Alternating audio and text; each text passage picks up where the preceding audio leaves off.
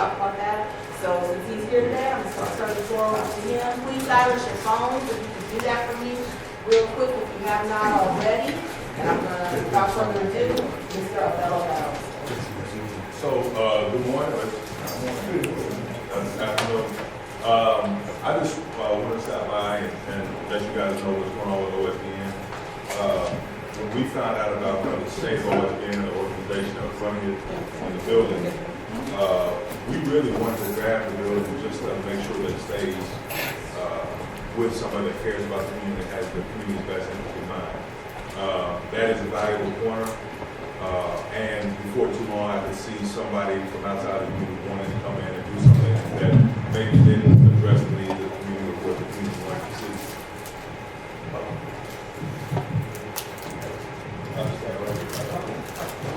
So for us, we didn't buy OSBN with any real immediate plans.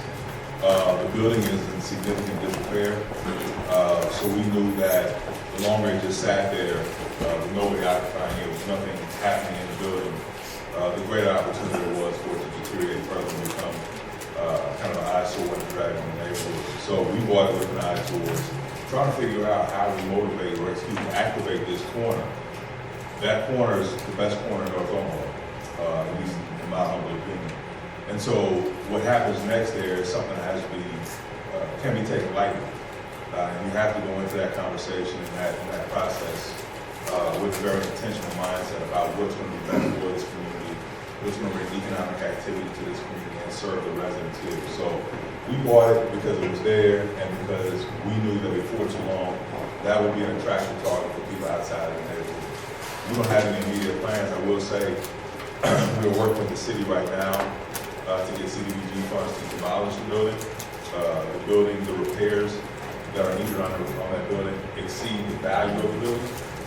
So there's no way I can get investors or get anybody to give us money to do any kind of rehab or repairs on the building. So in our estimation, the better course of action, tear it down, come back to the community, start fresh, and figure out what that corner wants to be and how it best activates this area right here. One of the things that I will say is that this corner of this community, especially south of here, needs density. There's not the density that's needed to attract businesses and to kind of sustain that kind of economic activity.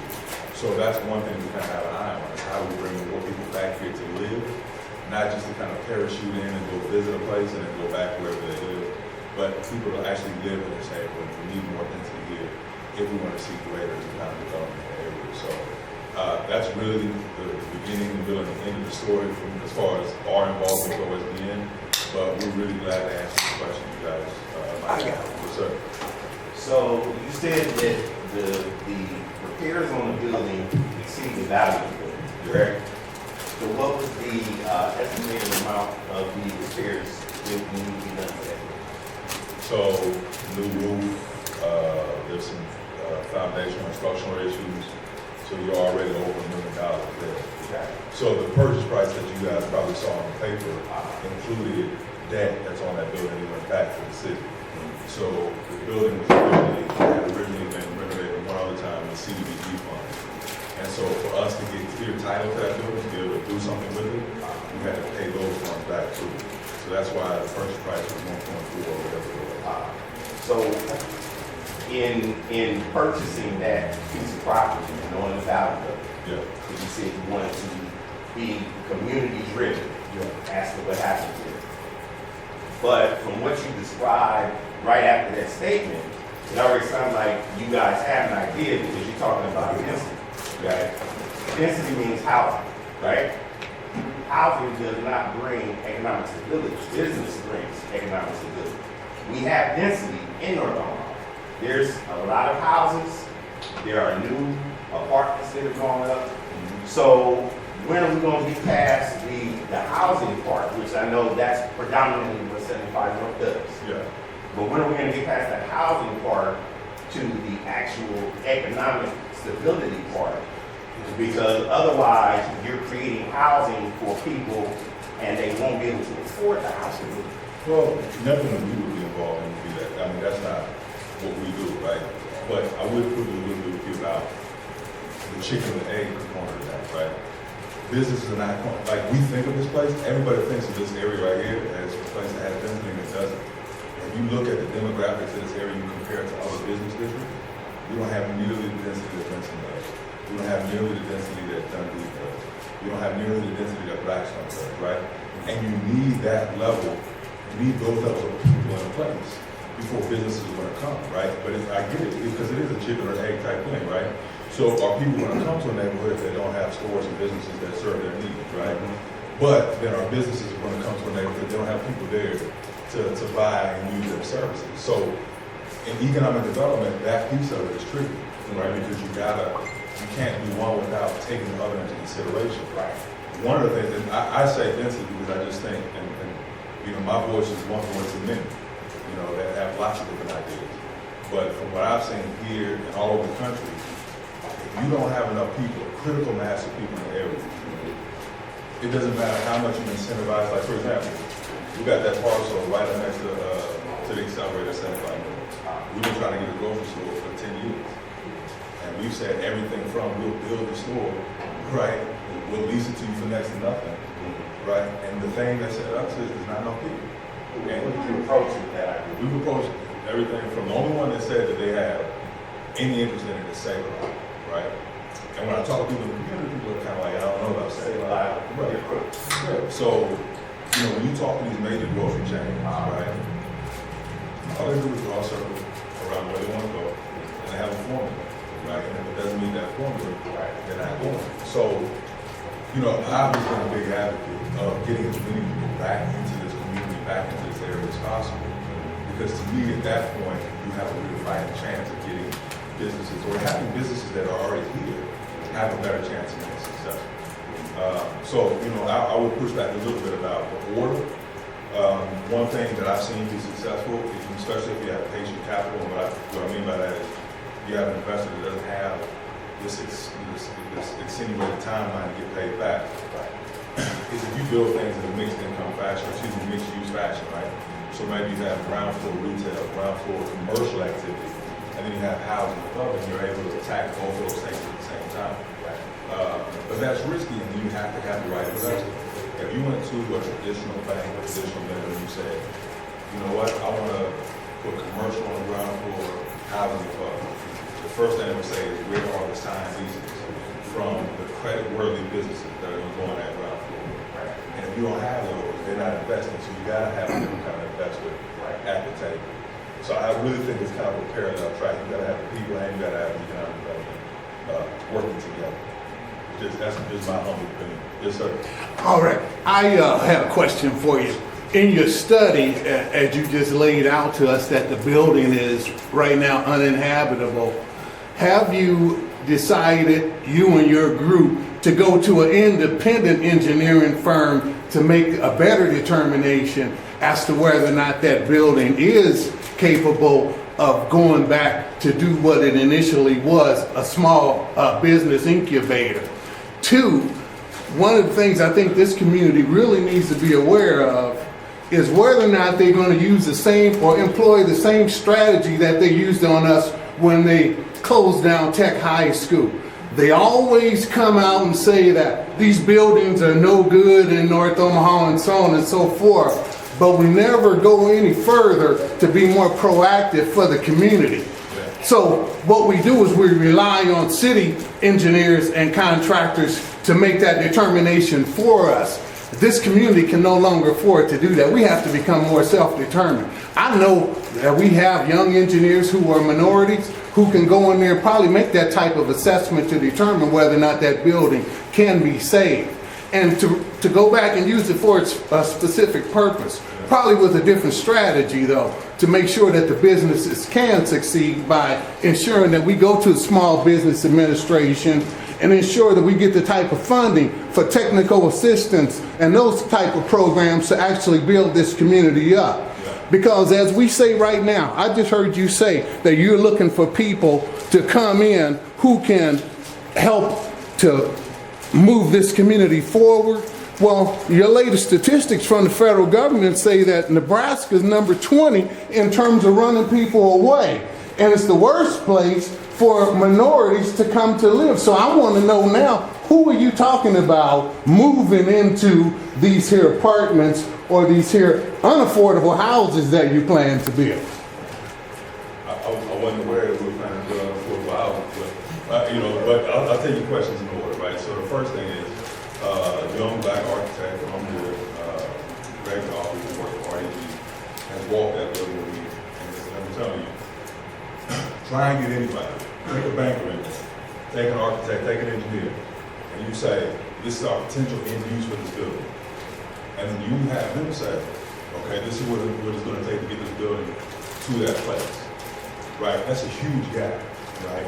And so, I don't have any particular animosity towards that building, but it is a numbers calculation, right? And so you get in there and start talking about what it would take to remediate the asbestos that's in that building, right? What it would need to put a new flat roof. Brother Meadows, I used to be the director over there. Okay, well, I know what that building is. I know when it started to deteriorate is when they let that young man move his dog bone business in there, and he began to stink this community up to where it smelled like hickory smoke all over the community. So I know that's a problem, and when we spoke about it as well.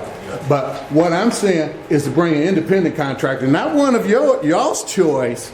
Y'all need an independent contractor in here because I understand what your position is. I already know that you've been in contact with people who have minority-owned businesses, trucking companies, as a matter of fact, because the goal is to destroy the building and tear it down.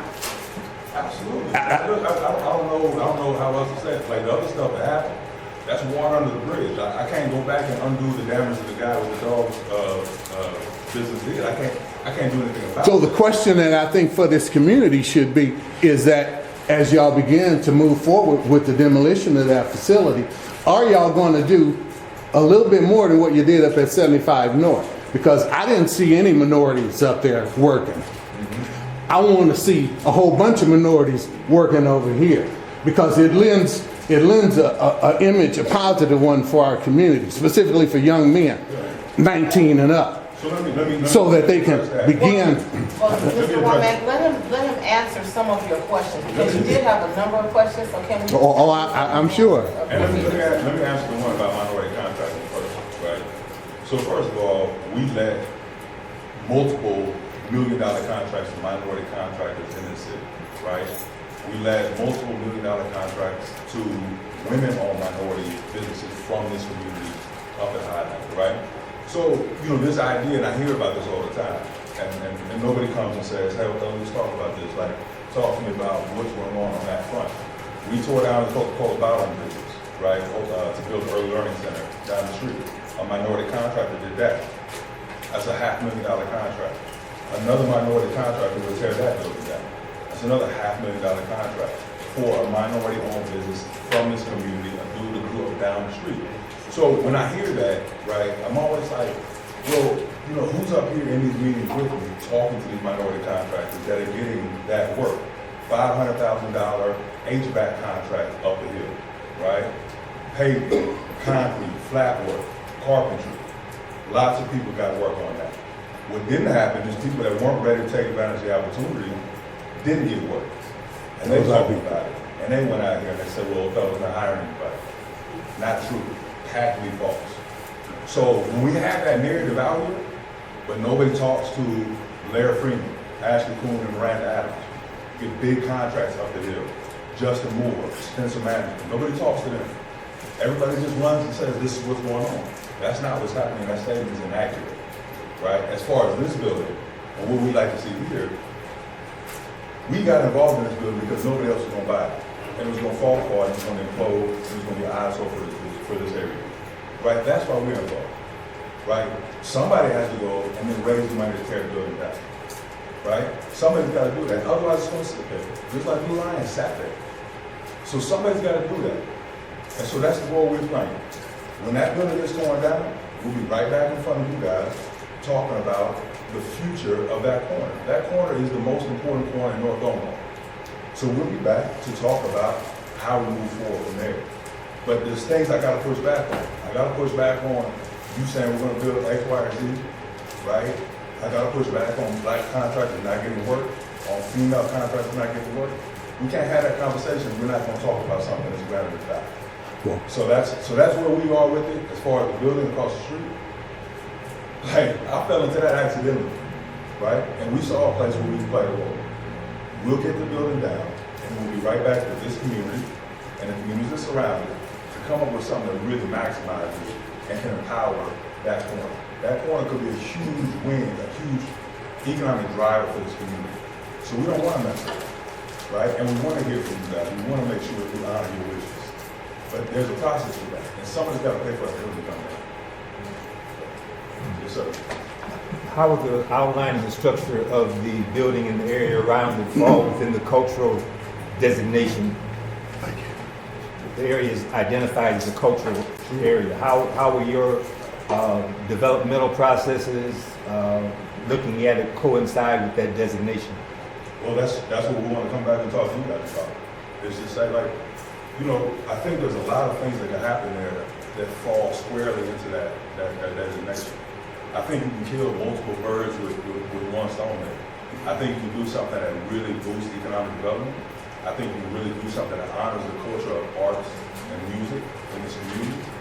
And there's no reason why that thing has to just play one role, right? And I think when we start that planning process, like, that's the kind of stuff we want to wrestle with, is how do we honor this, right? The history of what's happened on this corner, in this community. But then also, how do we help it lift the businesses that are already here, right? And then folks that want to come back to this neighborhood they grew up in. So for us, it doesn't have to be one kind of magic bullet. It's like, how do we figure out a way to address multiple issues in one point? Yes, sir. Is OEDC at the table in the developmental processes of the building? We haven't even started that. Like our goal right now is figuring out how to raise money to tear the building down. And we haven't gotten as far as any kind of developmental plans at all.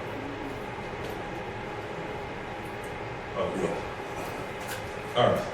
I know there's been, like, this is probably the most studied corner in the city. There's been 3 or 4 studies. But all the studies come back to arts and culture. And so when you talk about economic development, one of the things that people will come into a community that doesn't have density is for the arts and culture. So a lot of communities, what you see, will come for the music, or it comes for the food. So you can build around that. But because there's been so many studies, I don't think it needs to be thought out again. There's been all kind of group meets, and they always come back to arts and culture. So I think, you know, as long as you stay true to that and include the people in the community, they need to be at the table, because I mean, sometimes they feel like they don't have ownership if they're not at the table. Yeah. But if they're at the table and they're transparent, we may all be going in the same direction to have those conversations.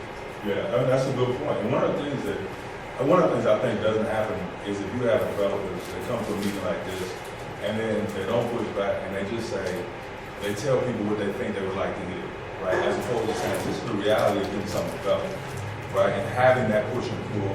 And sometimes it's going to be a difficult conversation. Sometimes you're going to have to hash things out. But I think a lot of developers come and they don't keep it real. They don't say, these are the obstacles to us doing that. I understand that is like something the community really is behind. But here are the obstacles, right? That won't cash flow, or there's no way to raise funds to do it that particular way, but let's try it this way. But it really has to be a thing where we can't be afraid to talk to each other and say, like, you know what, like, from a developer standpoint, that's really hard for us to get done, right? But let's think about another way to maybe come at it, because I think your point is well taken. I think the vast majority of people who have any interest in that building are all pulling in the same direction, right? They want to see something on that corner that honors the history and the culture of this neighborhood, and also begins to even increase the economic vitality of this area. So I haven't met anybody that doesn't want those outcomes, right? So I think sometimes it is a matter of just saying, we got to sit here and talk to each other. And if you tell me you want to see this, and I tell you I can't pay for that, we got to come at it a different route, right? And work together to get to a solution that everybody feels good about. So that's kind of the way we're coming at it, and we're super early in the process. We're still trying to figure out how to get the building down. What's up? In the beginning of your statement, you identified the Benson area, the Dundee area, and one of the other areas. And a lot of times when developers or architects or other kind of things come into this community and say those kinds of things, one thing that makes an extreme difference is that the area had never been purposely blighted.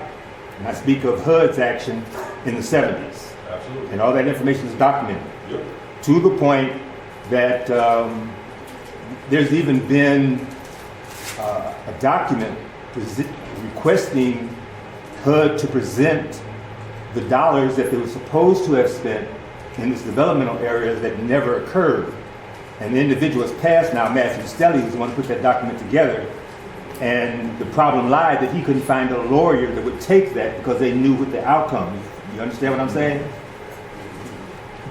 You can't use those particular entities in comparison to this one because this area has always been constantly blighted, purposely. A lot of people don't want to agree with that, but it is what it is. So when we talk about bringing in affordable housing and those kinds of things, when the masses of the people are, particularly black people, I don't use the term minorities because that throws in too many other people that ain't in this mix. It always gets lost. When we talk about, when you say, and I'm not pinpointing this to what you say, but I'm using that as a comparison, when you say this is where we have to talk, the first one that I identified was OEDC, who should have been at the table at the beginning, because that's what they do. The numbers of pieces of property that they operate in this area that are culturally identified, the building structure themselves. Is that the direction that you see that this is going in that kind of direction where the culture and the culture of this community is not jazz and music? The outside community has identified this area as cultural as jazz and music, but the culture of this area was based upon the segregation law of 1913, which meant that only blacks could live in this area. Fortunately, because at that time Hebrews, the Jewish people, were also identified as being black, it laid a strong foundation. Okay, when Marty Shukert, a descendant of that particular group, past planning director, got involved and put the plans together, like the North Omaha plan and these other kinds of things, all those got thrown off the table for some odd reason. There is nothing in the history of this area, and this is not personal to you, there's nothing historical that has gone on in this area that would give anyone the inkling, except for OEDC identifying certain buildings and buying those buildings and maintaining that culture, then developing a cultural district, because most of the buildings, the foundation wouldn't allow that anymore, to do that. No one else has done that. But they always want to come in talking about the culture, the culture, the culture. But nobody is talking to the culture. When is that going to start? And where is it going to start? That's not for me to say, right? To determine the culture for this neighborhood is not for me to say, right? That is to be determined by people in the field, right? So I'm here as somebody, organization owns a piece of property. The culture has been the culture has been identified through a whatever they designate by designation. The designation is already, I think it's like from Pratt to Ohio. You know what's that? Ohio, right here. It's been designated as the cultural district so that it's identified for that purpose. Unfortunately, when they speak of the culture, because there are very few African Americans that were involved in that, they use the term music and jazz. Music and jazz is not the culture. The culture is black. So I just want to be clear, because for an example, when they tried to build the old market area, at that time they didn't want that to happen either. But the ones that had all the warehouses and say they owned them, so they just went ahead on and cleaned out all the warehouses and then just started having dances, whatever. That's where you started getting this kind of effect where you can see all the vent work and all that other kind of thing that goes on in the old market now. That's because they could afford to do that because nobody was pushing them out because they own the property. We haven't been able to do that because of forced segregation, low unemployment, and other types of physical governmental structures that are constantly barbarian us with that. 24th and Lake is identified as the black part of Omaha, period. To try to do it the same way that it's done on 30th Street would destroy all that. When I bring up Blackstone or fencing, that's purely an economic measure. I'm not saying that the culture of any of those places needs to replace or replicate here. But the gentleman asked me about density, and so I gave those examples. So I'm not conflating the cultures of any of those places with what happens here. But I bring those up just for example to say they have people to support those businesses. That was my only point of bringing up those other districts, not to compare the cultures that exist in those places. How many people do you need in this area? There's plenty of people here. And are you going to bring homes for both parents, you know? Yeah, multiple parents. Okay. And can the classes for trade, you know, carpenter, plumbing, and everything, will that help them accommodate the money to come in here? Teaching these young kids, but we've got a lot of young kids here that need to stay here. Yeah. So we're going to. That is further than we have thought.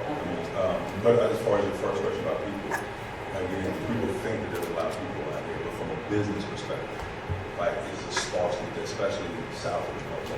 It's How many sparse. do you need? Well, so, you know, 100,000? no, not 100,000, but we got a lot of missing teeth over here, right? So we got a lot of vacant lots, we got a lot of places that you know, and if you're in other places of the same size, you might have, 2.5 times the amount of teeth out there. So anybody that's coming, like anybody who already exists here, who has a business in this area, right? You can ask them, they'll say, I would like more people here, because those are more potential customers. It is literally a numbers game. So, getting people in the area, and not just anything. Look, I don't want to create some sort of mass influx of people who have no concern about black culture or Omaha culture, period. But if you are a business here, if you're a business in this strip, if you're a business across the street, you want more people. And that's just the numbers game. Yes, ma'am. Okay, so I know I came in a little late. Speaking to your point on contractors and developers, and you guys kind of black contractors and developers, I believe that you are 100% solid on that, because even for our construction company, my husband on Service Contracting, we just contracted a little bit downstairs there. It's hard for us to be a company that hires black men. We have some black men that work for us, but a lot of the black men that come and say, I'm ready to work, aren't ready to work. So you can't always try to beat up on the company, because if we're saying we want black men, black women to work for us, we are 100% honest on that, and it's just kind of hard. Yeah. So the other thing is too, is that for this community, like for this building, it is an eyesore. When you drive down here, it's a little depressing. When you drive down and you see this empty building, you drive down and you see OIC and it's dead. And then even the Black Museum we have over here, and it's falling apart. We need someone to get rid of this building and build something fresh. But the thing is, I think this, yes, more houses. so what I'm saying is I'm happy we're having this meeting so we can discuss what we want there, and we can get the community's buy-in and input. But I just don't want us to, sometimes I feel when we go to meetings like this, we just keep going in the circle. We are the black community. We are the black culture. This is where we are here. Everybody in this neighborhood are predominantly minorities, so we're still gonna have the culture and have the black community around us, because this is us. This is where we are. So I just wanna be able to come with a solid foundation of boom, what are we gonna put here? That's gonna help us and what we need. I know we need, classes and some resources for young and single parents. And not just young and single mothers, I mean young and single dads. There's dads that take care of their kids all by themselves too. They need resources. So there's a lot of things that we can use this property over here for. It's a huge opportunity, and like that's the part that is interesting to me is that it literally is the best thing we got here is that point. And if we're thoughtful about the way it's developed, you can really maximize a lot of things that everybody brought up, right? And you have to be thoughtful about it. My point is, we are at a place right now where we have to figure out how to get that under control, that, and get it ready for that. Right. And I got one more thing and then I'll. So the other thing too is we need to completely revamp the area, just make it more inviting because a lot of our dollars are leaving this community, as we know. And to your point, when you're saying, well, where's our people? They might live here, but they're not shopping here. Even the Fair Deals and the young lady who had a clothing shop right down there, nobody was shopping there. She had to close because nobody was supporting her business. So Are they advertising? they are advertising, and people know the why there.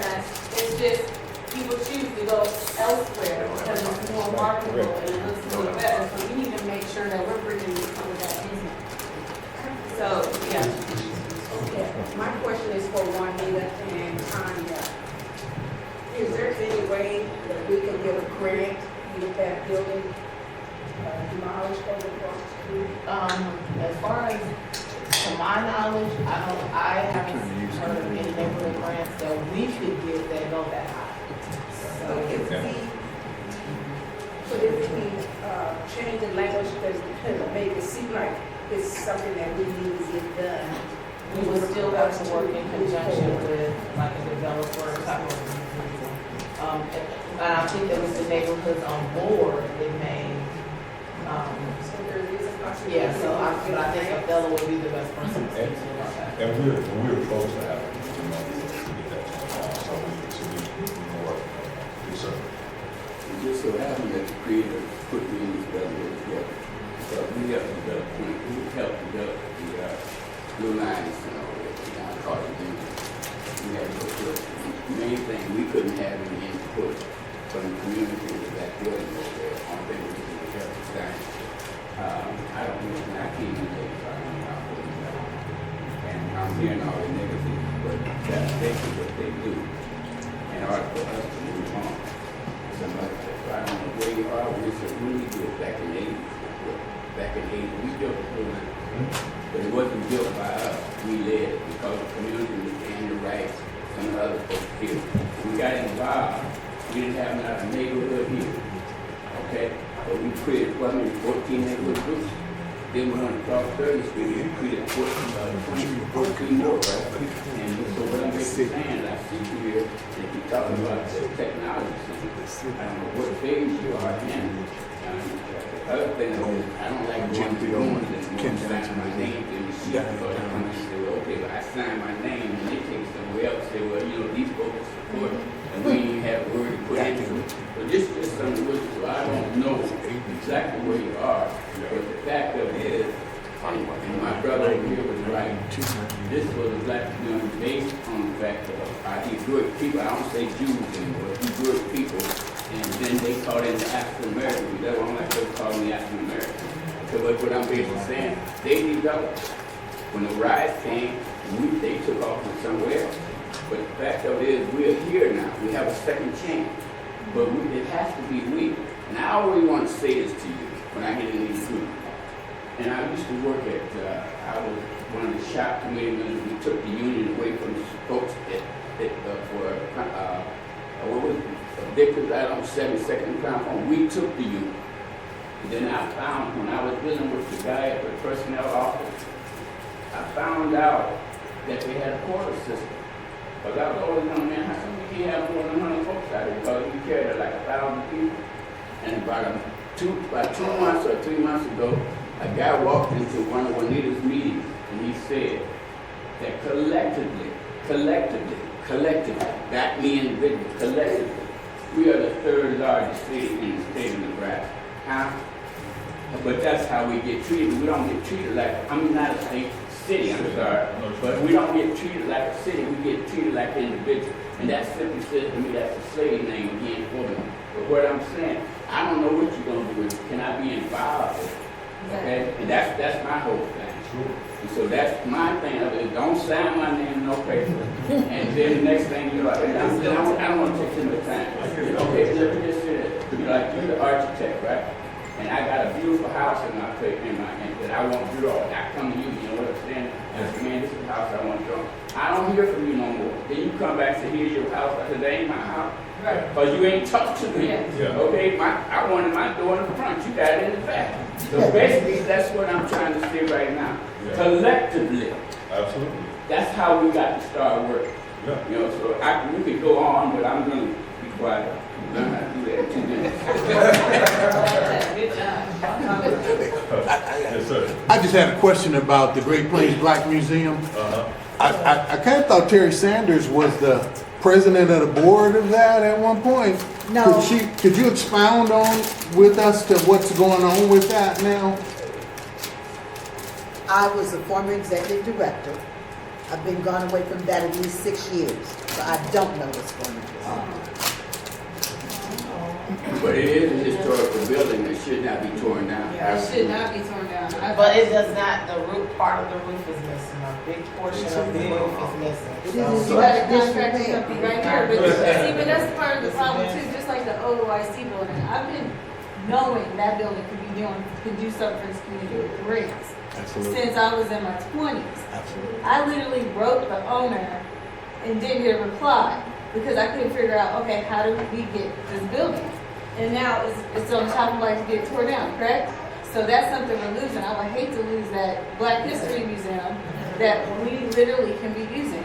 But again, like Adele, I'm happy you're here and you're investing because we really, number one, we need a resource to know who's owning all of these buildings that are getting demolished or falling apart.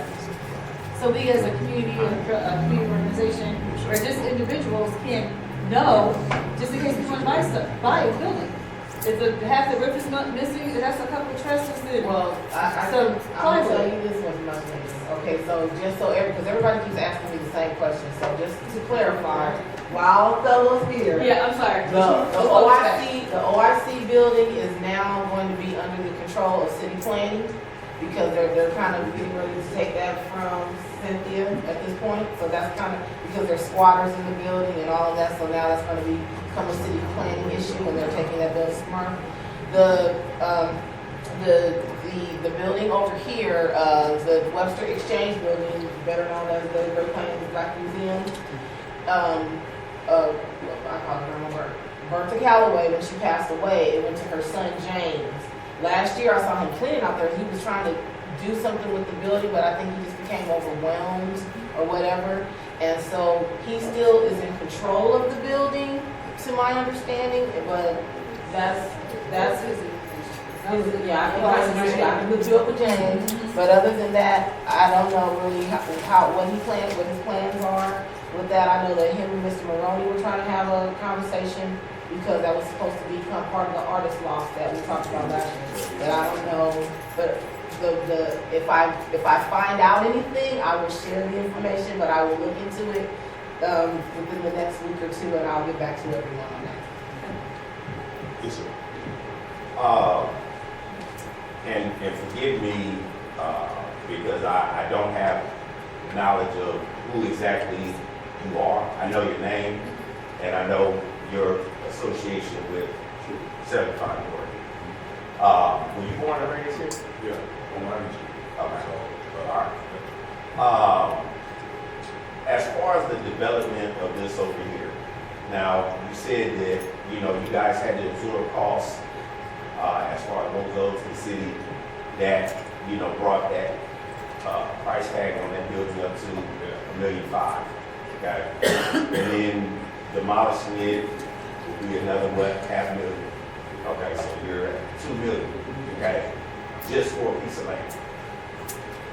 No idea what you want to do as far as development, but you're at $2 million for this piece of land. Where were you guys able to get $2 million to just tear a building down? If I can ask. And the reason why I'm asking is this. It seems like money is always an issue in the city, and I'm not talking about 75 North, I'm talking about the city now. It seems like money is always an issue in the city when it comes to North Omaha. There's always a shortfall. But when they want to do a particular thing, boom, we got it. Here's $1.5 million, bought the building, even though it was only worth, $500,000 when it was operable. Okay? So it was inoperable when y'all purchased it. So $500,000 when it was operable. $1.5 million, like I said, $500,000 tear down, that's $2 million. Where will you guys even get this money to do that? Like, Okay. because let me tell you about that before. If I was a for-profit developer, Okay. I couldn't care less what happened, and I wasn't from the community. I couldn't care less what happened. Okay. Right? Because I'm not going to put out $2 million, right? And knowing I'm not going to get $2 million back in the neighborhood is not ready yet, right, to produce those kind of yields, right? So if I were a for-profit developer, you would never get any of the big for-profit developers to ever even want to partner or come talk to you about that building. Okay, you hold the mic. Oh, I'm sorry. If you got to put out $2 million to get a level piece of dirt, Right. that's it. Right. So if you don't have this third space, right, so you have philanthropy, right, that can help make those things happen, right, it just won't happen. Right. So, like, for example, Great History, the museum is a great example of that, right? If you don't have, like, some way to just absorb those costs and then throw them away, Right. it's gonna sit there and it's gonna have holes in the roof and it's gonna have Right. raccoons. So, like, it's a necessary thing. Right. And so if you can get to philanthropy and it allows you then to tear this building down and then say, now we have a clean slate, Right. we can go forward. But if I gotta carry $2 million worth of debt, Right. right, I'm not doing it.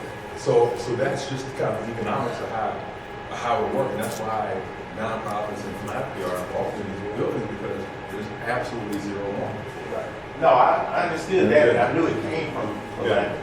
I'm asking, what philanthropist would just give you a disposable $1.5 million to tear a building down?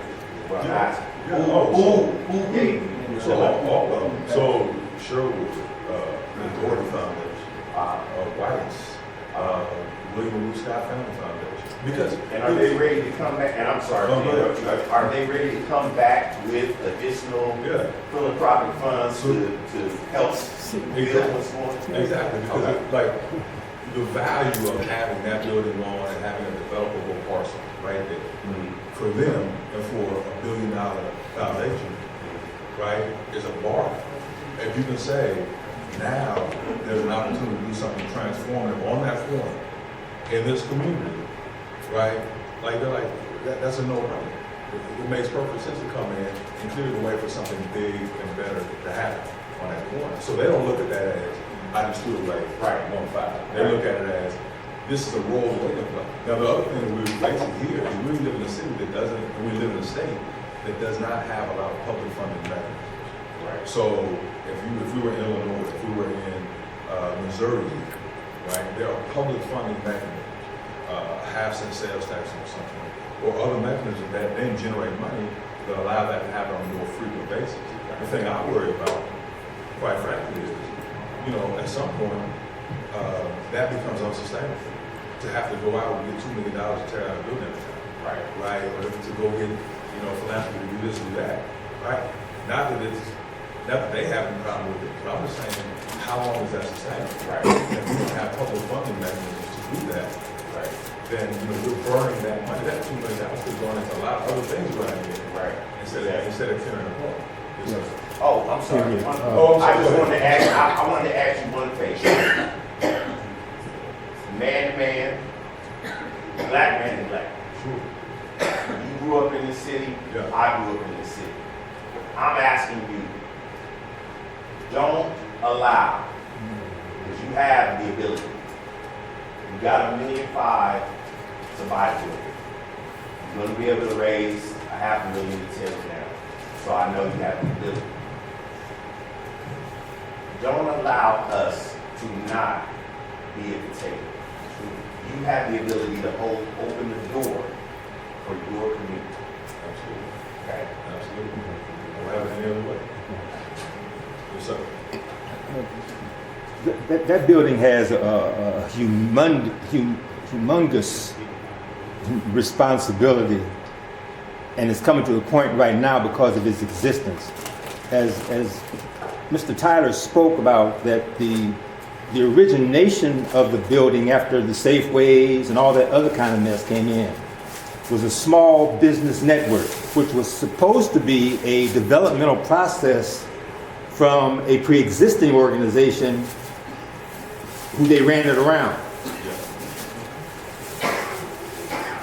With the carrot that it would provide the people in the community revenue to develop business. Omaha Small Business Network was heavily funded both locally and nationally to do so, of which one of the biggest problems that it had, even with the feds, was that it was not giving out any loans.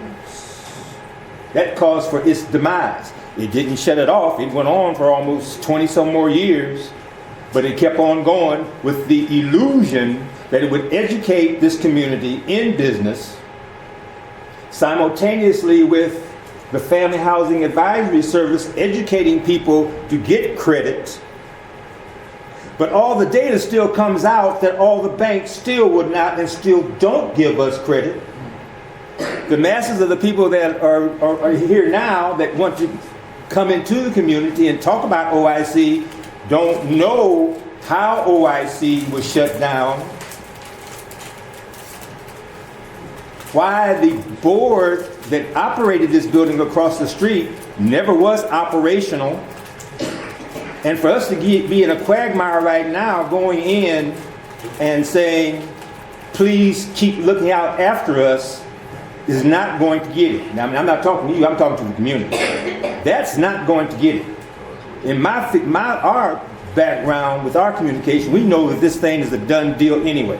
We done told neighborhood organizations, it's done deal, it's been done. The last draw was when the city got you to blight the area, so everybody knows that it's blighted now. Have a forum that's supposed to be educating the community, the one they had at Sacred Heart about a month ago, where everybody walked in. There was no opening telling you, asking you what you can do, what you're going to do. They had it all laid out. You signed the sheet. Nobody told you anything. You walked out the door and they used all of your signatures to get everything they wanted to do get passed. And all you did is call yourself signing the signatures. That's what we do. We come in a day late, dollar short. The only way to stop a day late and dollar short is to stop the time. And you're not going to be able to stop the time until you stop the time. If you think this community is worth saving, you have to stop every action. And you're going to have to physically do that. And we don't like talking about that because we think we're cute now for some odd reason. Okay? You're not going to be able to stop this one. This is the last straw. And whoever does it, don't you think that if somebody else pays for this, they're going to hand black folks money and tell them, do what you got to do to stay here. Because all your kids have broken their necks to get out of here already. That was the last straw. You're going to have a hard time just not being able to use that parking lot for the businesses around here for a while. This community, and I'm speaking to the immediate neighborhood, because that's the neighborhood group, if you don't stop this action, and the only way you're going to stop this action is call HUD in, because HUD is the culprit. When they segregated this town, a lot of you don't know that, when they segregated this town in 1913, right after the tornado came down and tore up everything, and they put the black folks in here, and then redlined it to Benny. That redlining didn't even think about stopping until 1958. Didn't even think about stopping. Everybody that lived on the other side of Benny Street prior to that time either were financially okay or had already inbred with the Hebrews. If you don't stop this action, then it's lost, because you can forget it. Because it's not. The little signs on the poles saying that's the first step. This is not a jazz culture. Anybody know Preston Love? The term jazz is not a black word. A lot of us don't know that. The term jazz is when we play for the Europeans, and because we played blues, rhythm, R&B, anything, and they would improvise it, play it in between, that's what they called it jazz. When we got through playing jazz for them, we come home and have after hours. This is a black culture. When that corner's gone, it's done. Like you said, that's known all over. The last Native Omaha situation, where we thought we were going to try to combine everything and set up the whole program the way we did it, we made a mistake and forgot to tell our own people about it. So when they came out and set up the vending on a Wednesday and Thursday and got shut down, everything blew up. We didn't understand what was happening. That's because we don't talk to each other. We don't communicate with each other until it's a dead deal. If we, starting with this neighborhood organization as the core group, don't stop this action. And this is not talking about what you have to get done. This is talking about I'm talking about HUD. HUD is the one. HUD owes us billions of dollars. It's supposed to be paid off in 1970. You know the sewer separation that we had 3 or 4 years ago? You know when that was supposed to be done? 1970. It was supposed to have been done in 1970. The reason they didn't do it because they didn't want to deal with the affirmative action, because that demanded that 40% of the people had to do the work.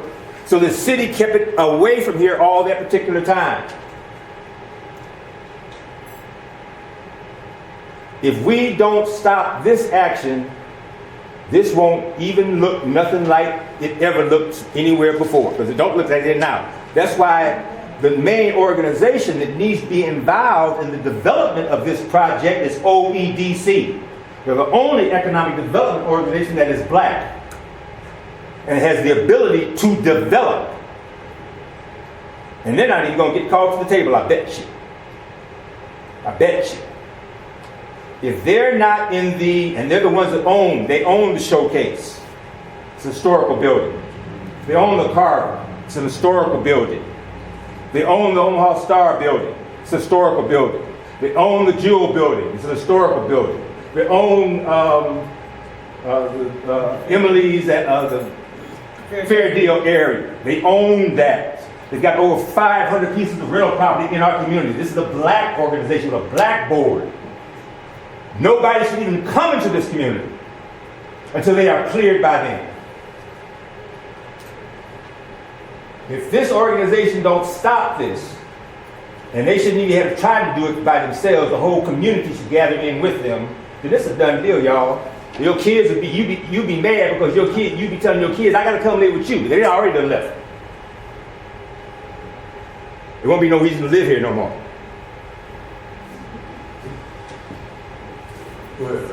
So I think it's a catch-22 situation because I'm on the OEDC board. So the philanthropic community does have to play a role because nobody else can come in and pay that kind of money. So OEDC can't come in and pay that kind of money because of CDG money. We're the same situation here. We got a lease or something in April.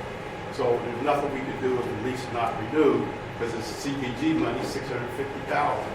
Nobody can cash flow that. I'm a banker, that's my day job. So we're in a position because so much of the money was put in this community development block grant money, that nobody can come in and take out OSBN.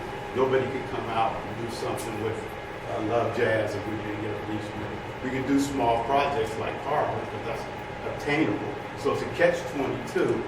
The problem with not having ownership, because obviously my thing is legacy wealth.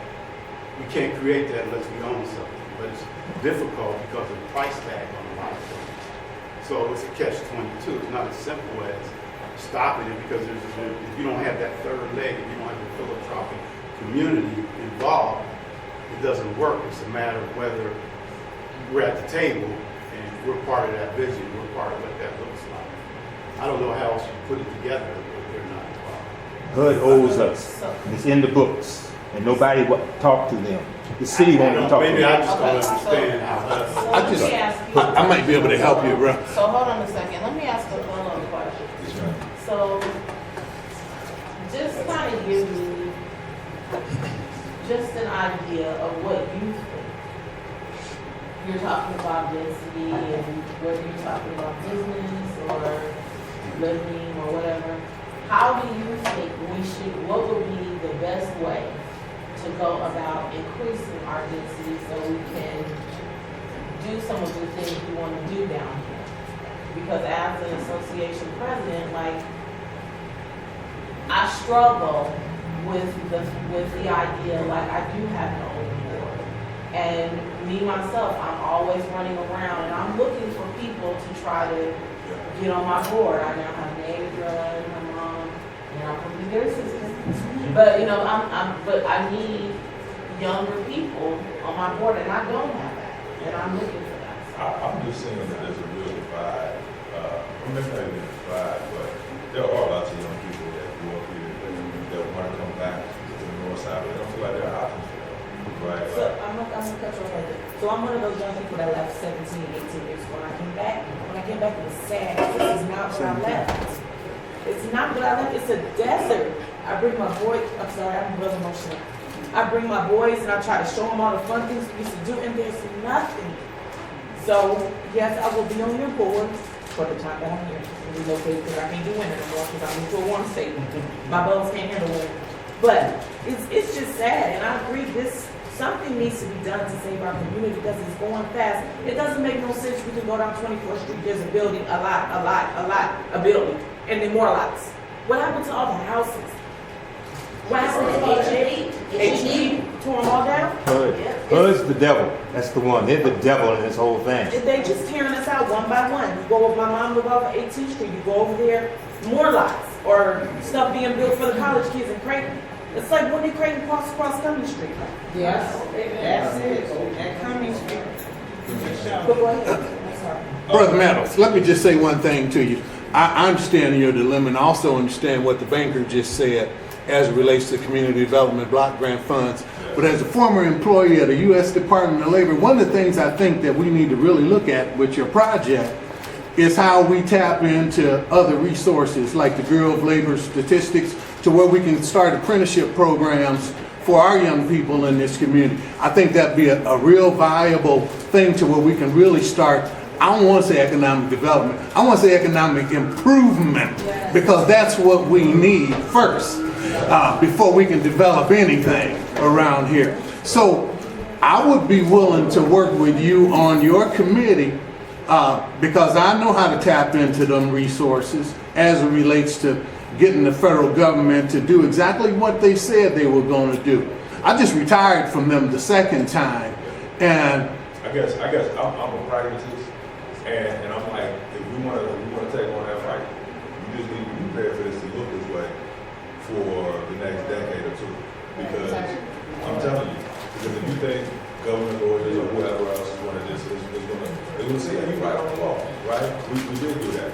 Like it's clearly been acknowledged. There's an exhibit across the street that has some of the most prominent people in Omaha's name on it that were engaged in the red line, right? So I feel what you're saying, right? And I get it. And those wrongs have never been righted. But I'm just telling you, if you want to spend the next 10 years, right, fighting in court about things that were clearly wrong, right, and things that were clearly promised and not delivered upon, that's fine. I'm just saying, I'm a pragmatist, so I'm looking for how do we improve the lives of people that live here every day as quickly as possible. I don't have the we're going to have to fight either way. Yeah. Either way, but it's going to be a fight. But I'm just saying, if we're going down that road, it's going to be a decade of war, you know, with no sure resolution. So, yes, sir. You know, we're lying. We started back over there that day, right there. Everything just seemed us. We came in and said, this is our community. We're going to go to fight and we're going to start changing things. And then you just said, I don't know, in other words, the people that give you the money, what do you call them? Philanthropists. Go over there and read everybody who just said we did that. Okay, we did the building, and guess what we did? We walked away from it. And then you talking about black, Hebrews are black, they're coming back and dealing with it. I know who the philanthropist, how you say that word? Philanthropist. So I ain't in all that, but I'm telling you this, they coming back and taking their land. They ain't letting it go nowhere. That's the whole deal of it. So you can sit here and go through all those other things that you want to. My thing of it is to change the government so we can go up the hood and talk to some Democrats and come back in here and try to help us do some things. That's what we did. We didn't say Zelensky was in Washington, D.C. What was the governor's name that was Kerry? He was in Washington. We went to Washington, D.C. and sat down and talked to them. And we came back here and went to work. We didn't have one neighborhood group. And then what we did, we created 14 so we could talk as a group. Next thing that was OIC down there. You know who built OIC? Great, Salem Baptist Church built OIC. But we were always running and going somewhere else, looking for the grass on the other side. So 10, 20 years from now, your kids won't even be able to come down here. All right? Salem them ain't going nowhere. But you got to have a heart. And you got to stand and fight. You're talking about something that I don't know that we spend enough time discussing, which is like this concept of ownership. You know, so we get a lot of people asking us about gentrification and all these other things. And the thing I keep telling you, I don't know if Ms. Sanders is still here, but Terry we get calls all the time about it. And the thing I say is stop selling your grandma's house. Yes, Right? thank you. Hold on to Say your it grandma's again. house. Right? That house that your daddy left you, your mama left you, like hold on to it.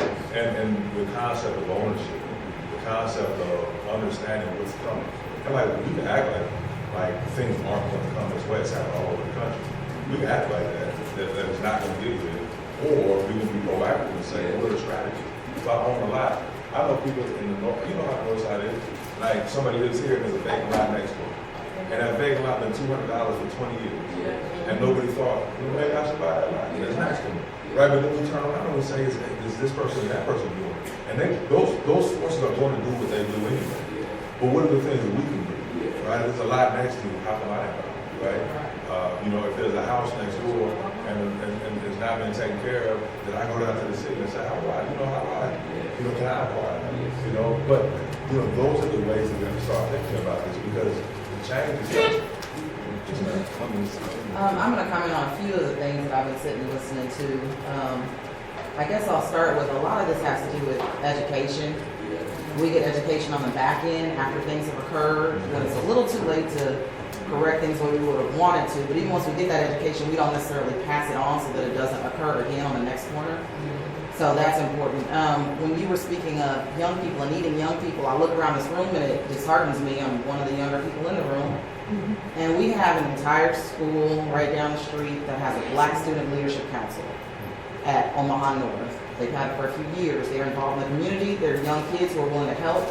The great thing about them is there's 18-year-olds there. They're able to vote. They're able to drive. They're able to make movement and get things done. And a lot of them end up staying, going to UNO, going to Creighton, going to UNO, but they're in the area. So once you get them involved and once they get a passion for doing the work, they'll continue to do the work. But we overlook them a lot of times when it comes to things. And we kind of only talk about them when it comes to violence. And they don't feel hurt. Like, that's the thing we keep hearing from people, right? It's like, the reason people don't come to a lot of neighborhoods, younger people, they feel like there's no space for them to give their opinion or for their voice to be heard. And that's a real thing, because I gotta be honest with you, I came back here, I left here when I was 18, I came back after 16 years. And there was active animosity towards me for the first part, for people thinking I wasn't from here, which I don't know why that matters, but there was animosity about that, and there was animosity just about the fact that I'm not as young as I used to be, but I was younger back then. And I was like, well, how are we supposed to get anything done if we have this generational divide where younger people feel like they don't have anything to contribute, or if they do have something to contribute, it's not respected and valued by people that have been in this community for a long time. And it has to go both ways. You have to value the folks that have been here in this community and understand the experience and wisdom that they have. And they just need to be made aware and included. So even about this meeting, someone should have been at some of the surrounding schools, and it doesn't have to just be Omaha North. It could have been Northwest, it could have been South, but the kids need to be invited welcomed and included. That's one. When it comes to, again, talking about education, what's going on even with this building, if we don't involve ourselves and jump on boards and take that initiative, we won't learn, because a lot of this information is kept somewhere else, you know, where we almost have to chase after it. But if there's enough people willing to chase after it, we can bring it back. So this building, from my understanding, Othello, correct me if I'm wrong, I understand needs more money to be torn down. So from what they've done is raised 1.5, donated that building to the land bank in order for government funds from a nonprofit to be created in order to tear it down, and then it goes back. But a lot of those channels we don't know about. I'm only just now learning about. I don't know exactly how it all works, which number one is sad. Number two, when it comes to the people of Omaha, from Omaha, that love Omaha, this is my take on it, and everyone can be upset if they want to. What I noticed is a lot of people come in from outside of Omaha that seem to care more about Omaha than the people who are from here, whose families live here. I'm not from Omaha. I wasn't born and raised here, but I've been here for the last 10 years, and I've been doing what I can, and my daughter feels 100% like this is her community.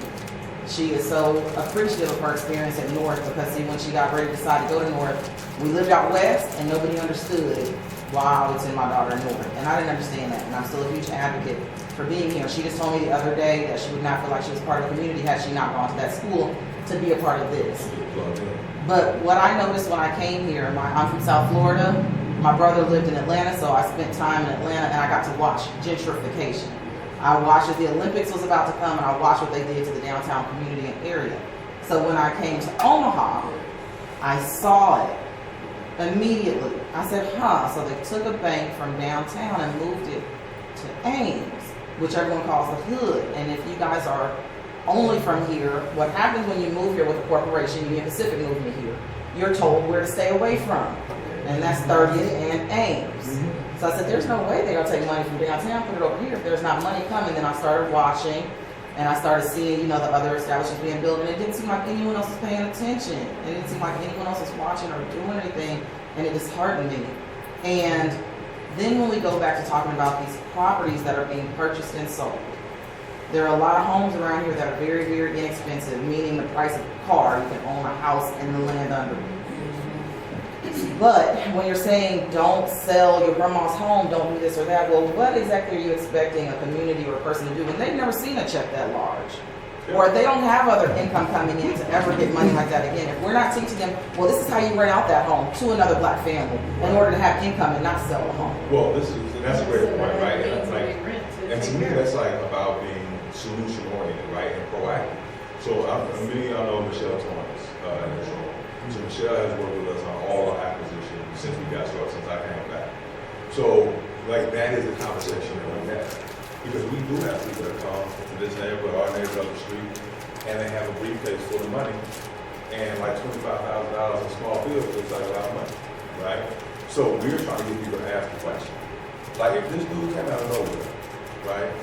Nobody's ever offered me 10 cents for this house. And this dude all of a sudden shows up and says, I'll give you $25,000 for the house today, right? Well, we're trying to work on at least on the hill for people to say, ask questions, right? Here are the questions to ask. Wonder why somebody is coming to your neighborhood after all this time and offered you this money, right? So you're absolutely right. This education piece of it has to lead the entire conversation. Because, if somebody, there was a time in my life where if you showed me $25,000, I might have done a lot of things, right? But we have to get people to a point where they ask that question. Like, why is that happening? And who is behind this or whatever? And oftentimes, there ain't no boogeyman. There's somebody that understands what's coming and is trying to take advantage of it. Now, I'm sorry, my boys at the basketball game, and I'm the coach, so I gotta go. I'm sorry, I'm with them today. So thank you guys for listening. I promise you I will be back. Like, you will not have to look for me. Tanya knows how to track me down. Miss Terry knows how she runs my life, so she knows how to get me wherever. So I will be back, and we'll keep talking about this. In the meantime, we're going to try and get this building down, and then we'll be back to talk about what happens next. I want to ask you another question. I thought that you already basically had a plan. We will have to, I'm going to say this for the purposes of this room. We will have to submit some sort of vague plan when we ask for money from the city to tear it down, right? Otherwise, they won't give you the money to tear it down.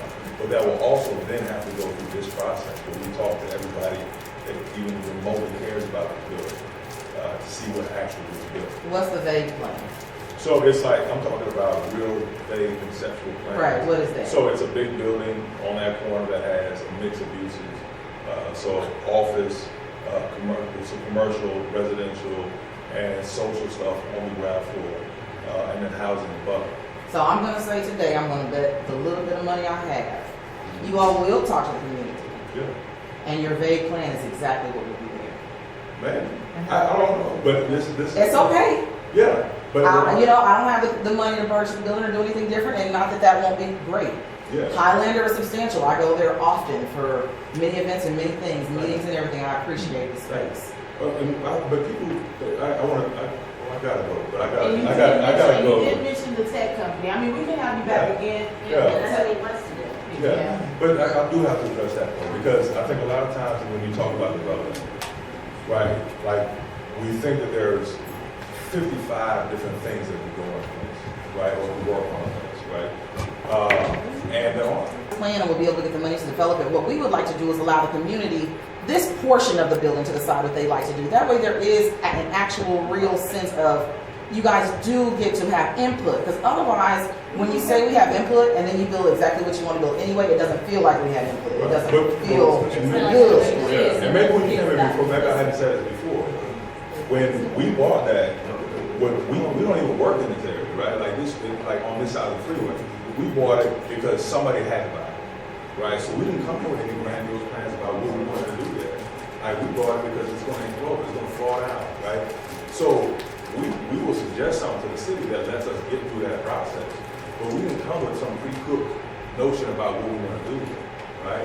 We had a conversation at the beginning of this session where I said, look, I'm going to tell you, no, we can't do that, or we can do this, right? And I'm going to give you the reasons why. And I think the difference is most people that come and they talk about development are going to tell you what you want to hear, right? And then be like, okay, we're going to implement that, or we're going to implement that, and then they go do whatever they want to do. I'm going to tell you ahead of time, like, I can't use money from this pot for that purpose, right? I'm sorry. But, like, so for me, we have no preconceived notion about this. We weren't even thinking about this until it was no made on us that was ready. And how long ago was that? So we probably found out about this fourth quarter last year. Okay. That we had option to buy. So we raised the money, bought the building, and now we're trying to figure out how to tear it down. And we'll come up with a plan, right? And y'all will be involved in that plan. I promise you I never tell you a lot about where we'll go there, what we think. And by the way, these are ideas that I've seen in other places, and that's why it pops in my head. I've been to other places where they had ones like this. I said, that worked well, right? We'll put that out there, put it to the city, and then we'll come back and we'll say, how do you feel about this? Or do you want to go in a completely different direction? And we'll say, right.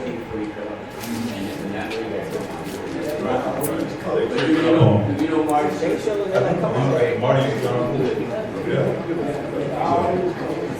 I know that you did that. Thank you guys, I appreciate it. All right, thank you. Thank you so much, Mr.